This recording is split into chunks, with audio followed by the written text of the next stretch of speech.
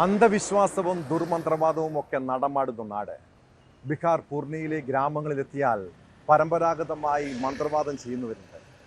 കഴിഞ്ഞ ദിവസം ബീഹാറിലെ ഒരു കുടുംബത്തിലെ 5 പേരെ ജീവനോടെ ചുട്ടുകൊന്നതിന് പിന്നിൽ ദുർമന്ത്രവാദമായിരുന്നു. 250ഓളം വരുന്ന ആൾക്കൂട്ടമാണ് കൂട്ടക്കുരുതി നടത്തിയത്. സംഭവവുമായി ബന്ധപ്പെട്ട് 3 പേരെ പോലീസ് അറസ്റ്റ് ചെയ്തു. കൊല്ലപ്പെട്ടവരുടെ 16 വയസ്സ് പ്രായമുള്ള മകന്റെ കൺമുന്നിൽ വെച്ചായിരുന്നു ദാരുണമായ സംഭവം.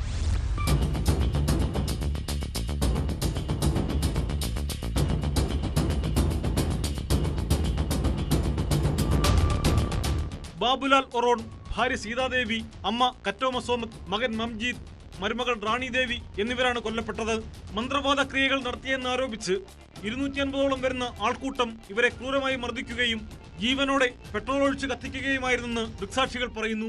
പുലർച്ചെ 3 മണിയോടെ എത്തിയ ആൾക്കൂട്ടം ബാബുലാലിന്റെ വീട്ടിലേക്ക് ഇരച്ചു കയറുകയും അകത്തുണ്ടായിരുന്ന 5 പേരെയും വലിച്ചിഴച്ചു കൊണ്ടുപോവുകയും ചെയ്തു.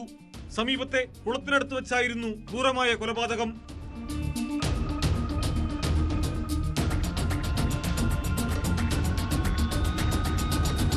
കുടുംബത്തിലെ 16കാരൻ ആക്രമണത്തിൽ നിന്ന് രക്ഷപ്പെട്ടിട്ടുണ്ട്.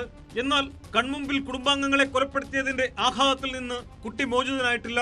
പ്രദേശവാസിയായ രാംദേവ് ഒറോൺ എന്നയാളുടെ മകന്റെ മരണവുമായി ബന്ധപ്പെട്ടാണ് കൂട്ടക്കൊല അരങ്ങേറിയതെന്നാണ് പോലീസ് നൽകുന്ന വിവരം. പരമ്പരാഗത ചികിത്സകനായ രാംദേവിന്റെ മകൻ 3 ദിവസം മുമ്പാണ് മരിച്ചത്. ഇയാളുടെ മറ്റൊരു കുട്ടിയും രോഗബാധിതനായി ചികിത്സയിലാണ്. കുട്ടികൾക്ക് രോഗം വരാൻ കാരണം ബാബുലാലും കുടുംബവും മന്ത്രവാദം നടത്തിയതാണെന്ന് ആരോപിച്ചായിരുന്നു ആൾക്കൂട്ടക്കൊല.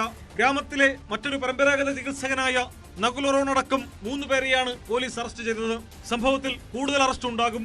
ബീഹാറിൽ നിയമസഭാ തെരഞ്ഞെടുപ്പ് അടുത്തിരിക്കെ കൂട്ടക്കൊല രാഷ്ട്രീയ വിഷയമായി ഉയർത്തുകയാണ് പ്രതിപക്ഷം.